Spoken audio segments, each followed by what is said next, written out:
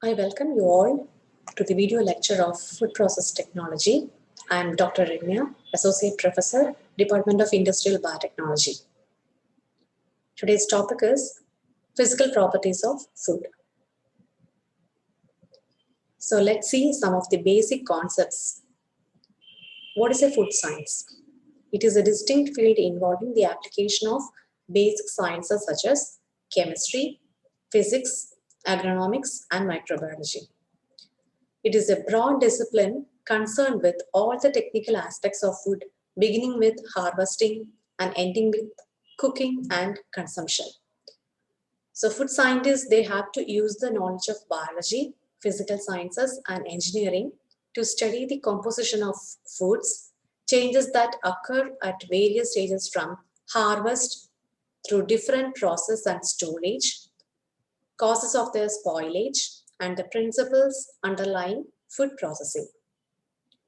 Food scientists deal with physicochemical aspects of food, thus helping us to understand the nature and properties of food. And the next term is food processing. It is a set of methods and techniques used to transform raw ingredients into finished and semi-finished products. Food processing requires good quality raw materials from either plant or animal source that to be converted into marketable as well as long shelf life food products. The next term is food engineering.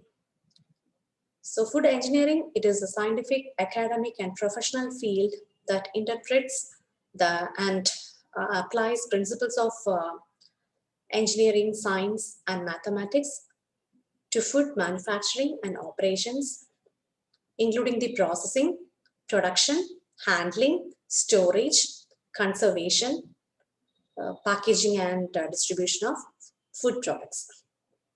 Other term comes here is food technology.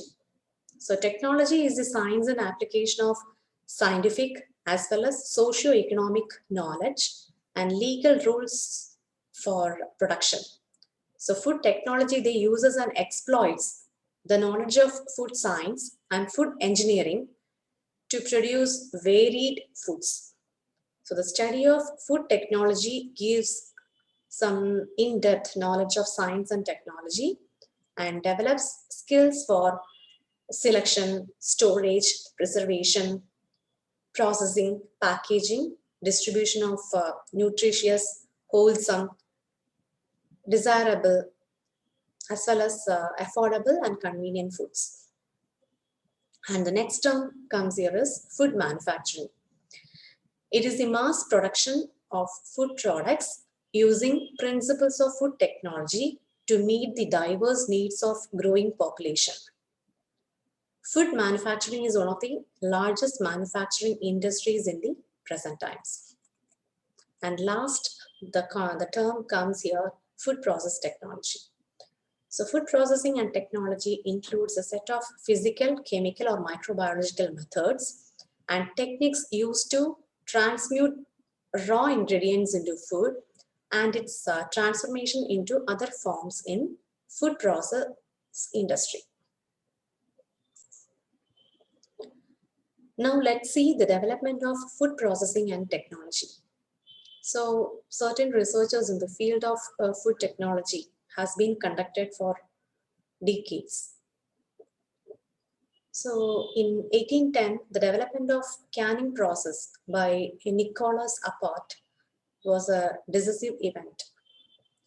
So canning had a major impact on food preservation techniques.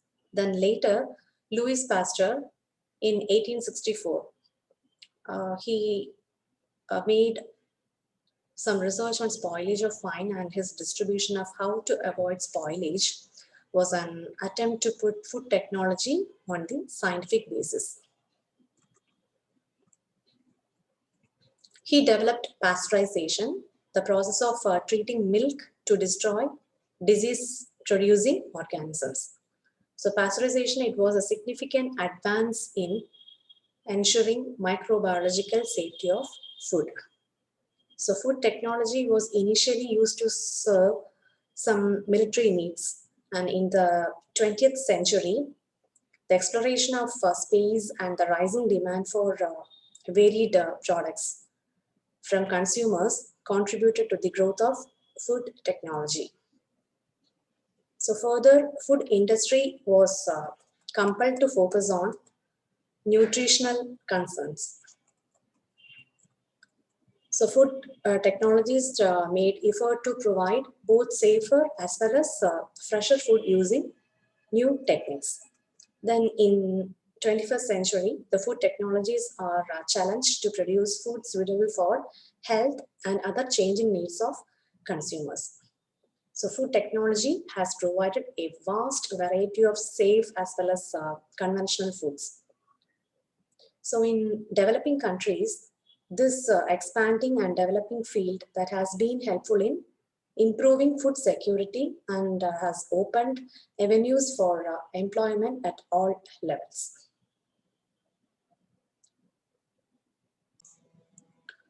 Now let's see the importance of food processing and preservation. So it has been mentioned that food processing is a branch of manufacturing wherein raw materials are transformed into intermediate foodstuffs or edible products through applications of scientific knowledge and technology. So here various processes are used to convert perishable, bulky and sometimes inedible food materials into more useful as well as concentrated, shelf stable and palatable foods. So number of factors can lead to food deterioration or spoilage. For example, pest, then infestation by insects, inappropriate temperatures used for processing, storage, excessive exposure to light and other radiations, oxygen, moisture and all. So classes of foods based on perishability. Like perishable foods are foods that spoil quickly within 1 or 2 days. For example, milk, curds, fish and meat. And the second class is what semi-perishable foods. They can last for 1 to 2 weeks. Examples are fruits and vegetables. Then root crops like onion and potatoes, they last for 2 to 4 weeks. Then coming to non-perishable, there are those foods that generally last for 1 year. For example, grains like rice, wheat, pulses, dals, oil seeds. So the basic concepts in food processing methods to prevent food spoilage are application of heat, removal of water moisture, then lowering of temperature during storage, then reduction of pH, and last, controlling the availability of oxygen. Next is classification of processed foods on the basis of extent and type of processing. First is minimally processed foods. So these are processed as little as possible in order to retain the quality of fresh foods. So generally the process used are cleaning, trimming, shelling, cutting, slicing and storage at low temperatures. Then the next is preserved foods. The method of preservation used did not change the character of the product substantially. For example, frozen peas, vegetables, dehydrated vegetables, canned fruits and vegetables. The third is manufactured foods. In such products, the original characteristics of the raw products are lost and some basic methods of preservation are used, often using various ingredients such as salt, sugar, oil, or even chemical preservatives. So, for example, pickles, jams. Fourth is formulated foods. These are products prepared by mixing and processing of individual ingredients to result in relatively shelf-stable food products. For example, bread, biscuit, ice creams, cakes. And the next is food derivatives. In industry, the components of foods may be obtained from the a raw product through purification. Example, sugar from sugarcane or oil from oil seeds. The next is functional foods. So these are the foods that can have a beneficial effect on human health. For example, probiotics, lycopene. These are the examples. And the seventh one is medical foods. So these are used in dietary management of diseases. For example, low sodium salt, lactose-free milk for persons with lactose intolerance. So a professional in this area requires knowledge and skills about food science, food chemistry, microbiology, food processing, quality safety assurance, good manufacturing practices, and nutrition. Next, analysis of raw and cooked manufactured foods for composition, quality, and safety. Then food ingredients, their uses in food preparations and food production on a large scale. Then about product specifications and food product development. Then sensory evaluation and acceptability. Then industrial practices, system control, distribution channels, consumer purchase patterns. The next is food packaging and labeling. Then the ability to use information technology to support product design. Then to carry out sensory evaluation. Then skills in food preparation and cooking. Then ability to design, analyze, follow a design brief, and to adapt recipes. And next comes here the physical properties of food. These physical properties of food we can define as those properties that lend themselves to description and quantification by physical means. So the physical properties of foods are of utmost interest to the food engineer, mainly for two reasons. The first reason, so many of the characteristics that defines the quality, especially texture, structure, appearance, and then stability, mainly by water activity of a food product are linked to its physical properties. The second reason is quantitative knowledge of many of the physical properties such as thermal conductivity, density, viscosity, specific heat, enthalpy, and many others. That is essential for the rational design and operation of food process and for the prediction of the response of foods to processing, distribution, and storage conditions. So let's see all the properties one by one. The first one is mechanical properties. So by mechanical properties, we mean those properties that determine the behavior of food materials when subjected to external forces. So the mechanical properties, they are relevant both to processing and to consumption. So the forces acting on the materials are usually expressed as stress. That is intensity of the force per unit area. The dimensions and units are like those of pressure. So very often the response of materials to stresses deformation that are expressed as strain. The strain is usually expressed as the dimensionless ratio, such as elongation as a percentage of the original length. The relationship between stress and strain is a subject matter of science known as rheology that will be dealing later. So there are three ideal types of deformations. One is the elastic deformation. So the deformation appears instantly with the application of stress and disappears instantly with the removal of stress. So for many materials, the strain is proportional to stress, at least for moderate values of deformation. So next comes here the plastic deformation. That is, the deformation does not occur as long as the stress is below a limit value known as yield stress.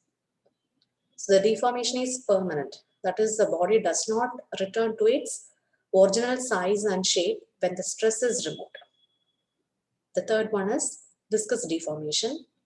So the deformation occurs instantly with the application of stress and it is permanent. So the rate of strain is proportional to the stress. So the stress-strain relationship in food materials is usually a complex one. So it is therefore used to describe the real rheological behavior of food with the help of simplified models. So those models are constructed by connecting ideal elements like elastic, viscous, friction, rupture, etc. in series, in parallel, or in both the combinations. So here you can see certain models that shown in the figure like Voigt-Kelvin, Maxwell and Bingham models. So the physical models are useful in the development of mathematical models for the description and prediction of some complex rheological behavior of food. Next, we'll see about the second property, that is a thermal property. So thermal properties are required in engineering and process design. So an energy balance for a heating or cooling process that cannot be made and the temperature profile within the material cannot be determined without knowing thermal properties.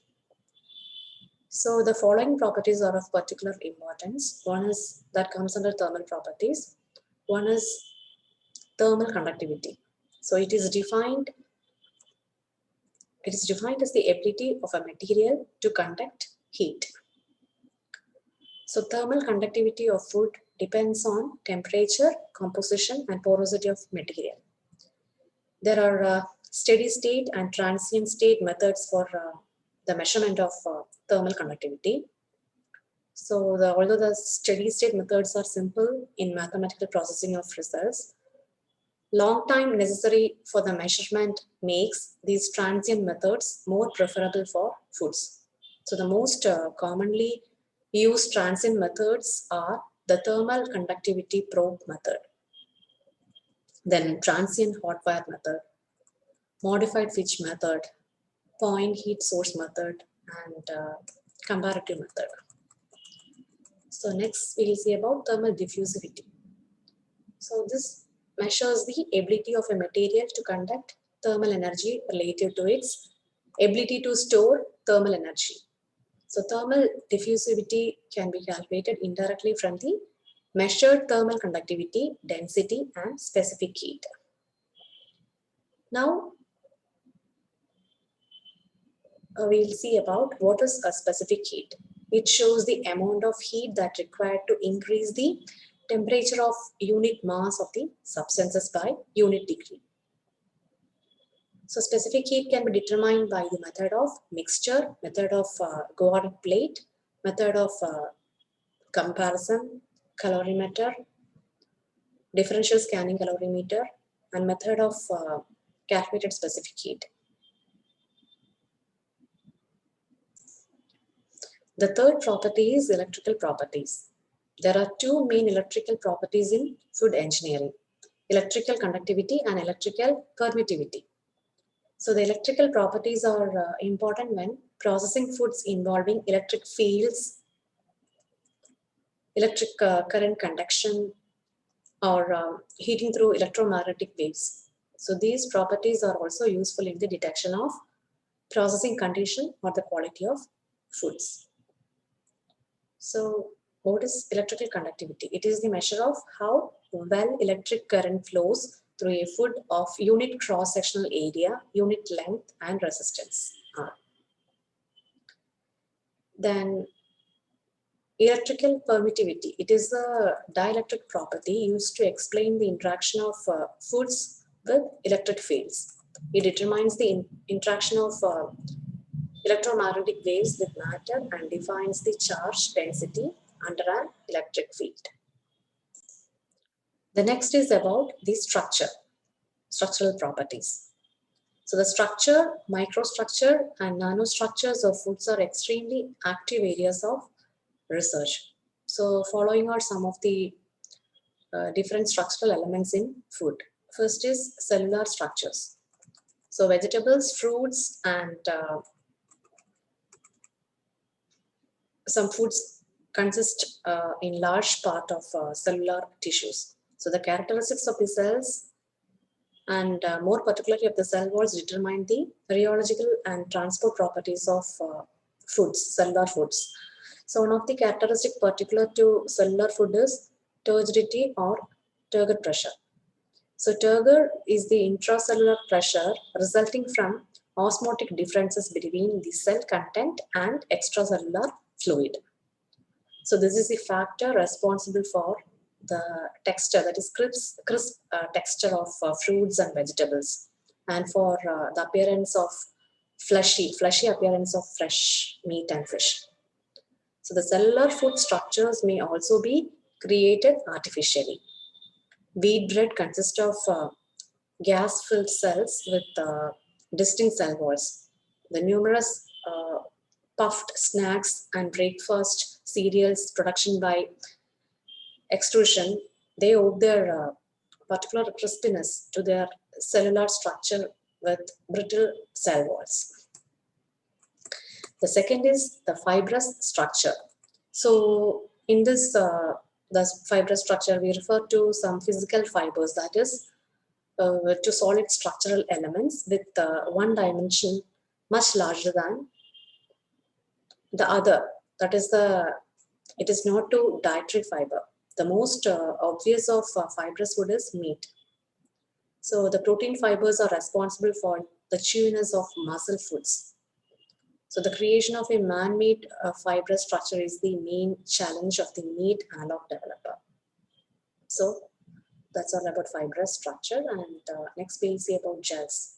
These gels are macroscopically homogeneous colloidal systems that are dispersed where dispersed particles are combined with solvent. Dispersed particles can be called like polymeric constituents such as polysaccharides or proteins. The solvent, generally water, to create a semi-rigid solid structure.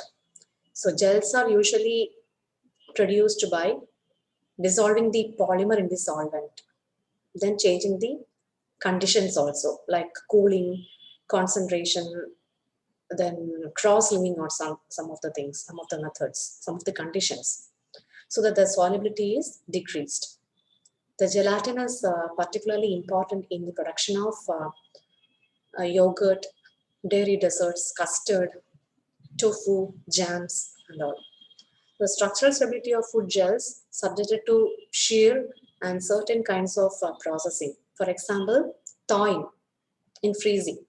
That is an important consideration in product formulation and process design. The fourth one is the emulsions. So the emulsions are intimate mixtures of two mutually immiscible liquids, where one of the liquid is dispersed as fine globules in the other. You can see in the figure here. So in the case of foods, the two liquid media are fats and water. So two possibilities exist for emulsion consisting of water and oil. So the dispersed phase is oil. One, that is the first one. So this is the case of milk, creams, sauces, salad dressings. The second is the dispersed phase is water, that is water and oil. Butter and margarine are water and oil emulsions.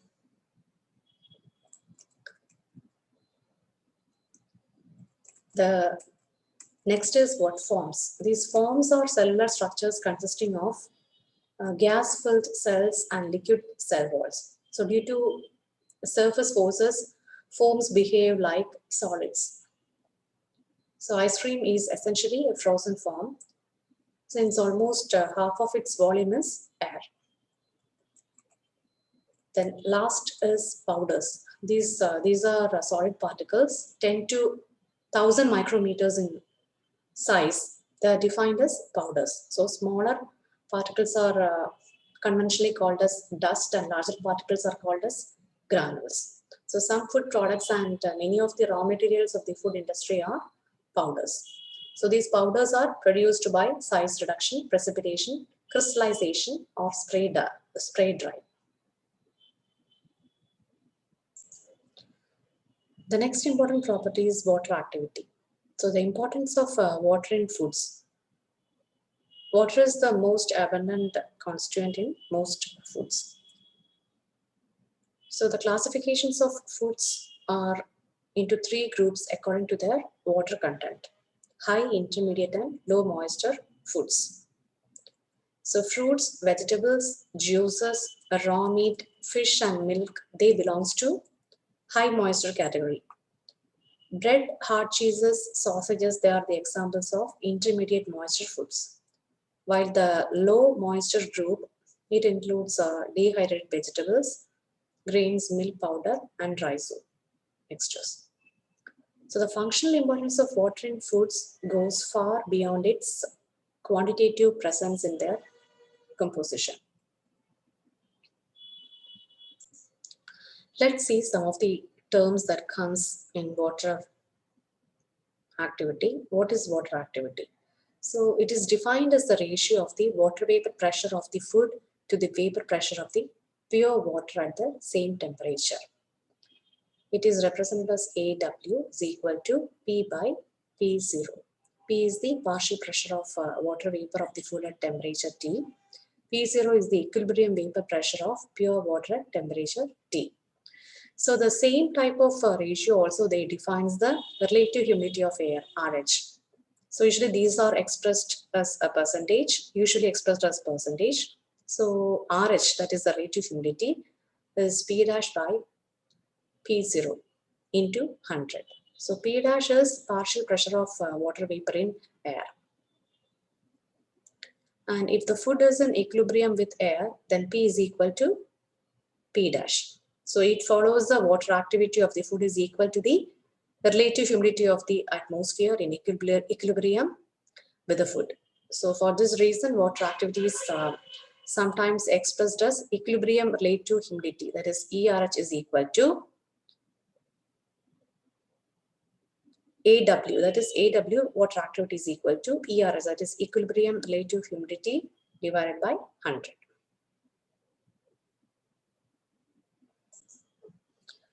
So many of the methods and instruments for the determination of water activity are based on this equation, that is AW is equal to ERH by 100. Next we will see about water vapor sorption isotherms. The function representing the relationship between water content, usually that is represented as grams of water per gram of dry matter, and water activity at constant temperature is called water vapor sorption isotherm, or you can call it as moisture sorption isotherm of a food. So sorption isotherms are determined experimentally.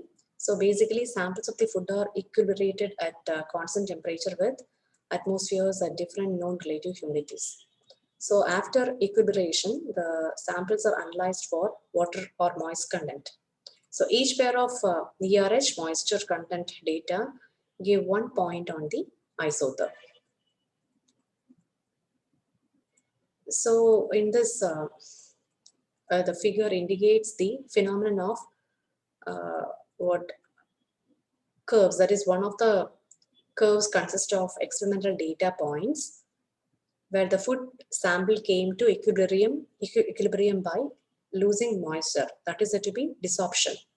So one of the curves consists of experimental data points where the food samples came to equilibrium by losing moisture is said to be desorption. The other curve represents points obtained by the opposite path, that is by gain of moisture is said to be adsorption. That is what here in the figure it shows. So in the figure, the two curves indicates the phenomenon of hysteresis. So generally the hysteresis is attributed to the condensation of some of the water in capillaries.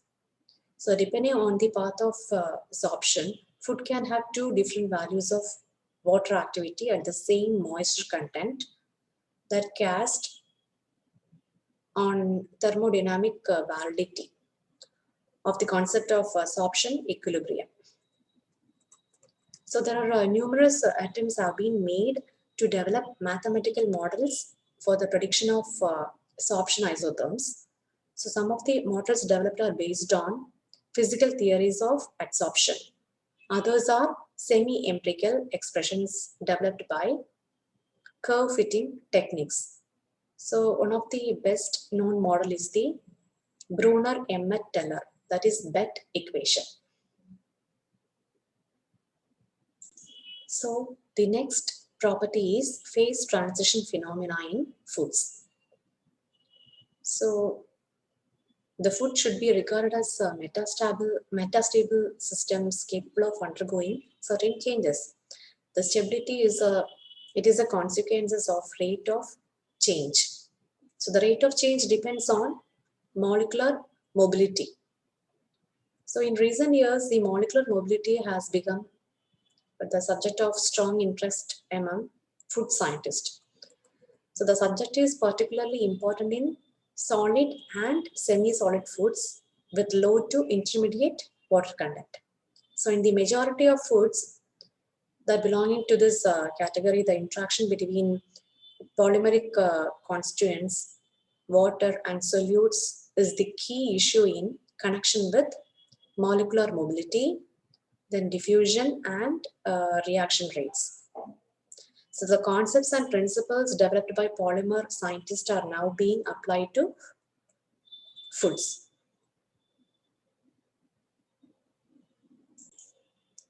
See, consider a liquid food product such as honey that consisting of a concentrated aqueous solution of sugars. So the physical properties and stability of such a solution depends on two variables. One is concentration and the other is temperature. So if the concentration is increased by slowly removing some of the water and temperature is lowered gradually, what happens? The solid crystals of sugar will be formed. So if the process of concentration and cooling is carried out under different conditions, crystallization will not take place. But the viscosity of the solution will be increased until a rigid, transparent glass-like materials will be obtained. So the familiar transparent hard candy is an example of glassy food. So the glassy state is not limited to sugar water systems. The intermediate and low moisture foods often contain glassy regions consisting of polymer materials and water. Polymer materials means like gelatinized starch.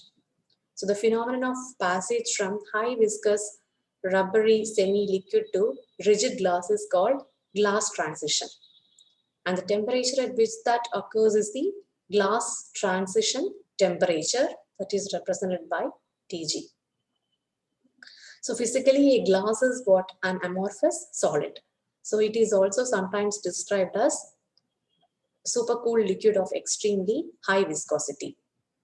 The molecule of a glass do not have an orderly arrangement as in a solid crystal, but they are close and sufficiently immobile to possess the characteristic rigidity of solids.